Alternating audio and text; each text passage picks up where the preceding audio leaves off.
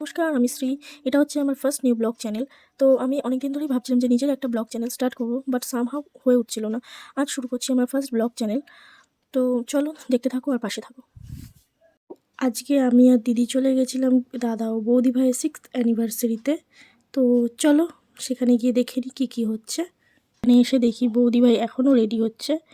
বিয়ের দিন বৌদি ভাইকে যেমন লক্ষ্মী প্রতিমার মতো লাগছিল, আজকেও ঠিক তেমনই লাগছে।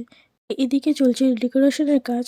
বৌদি ভাইয়ের বোন আর মামাতো ভাই মিলে পুরো রুমটাকে ওরা দুজনে মিলে সাজিয়েছিল।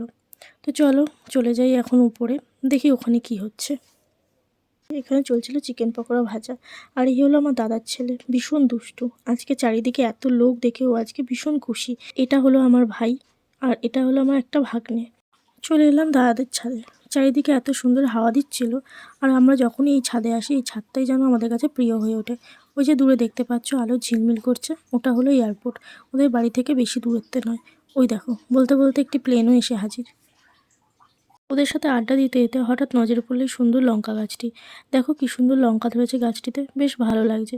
এখানে আবার একটি লঙ্কা পেকে লালও হয়ে গেছে দেখছি। তো ফাইনালি রুম ডেকোরেশন হয়ে গেছে। এখানে কেকও চলে এসেছে দেখছি। এবার বর বউ এসে কেক কাটার পালা। তো ফাইনালি এখানে কেক কাটা শুরু হয়ে গেছে। আর এদিকে আমরা ওদের নিয়ে একটু ইয়ার্কি ঠাট্টা করছিলাম। এখন বাজে রাত 11টা, প্রায় অনেক রাতই হয়ে এলো। বেশ মজায় কাটালাম আজ।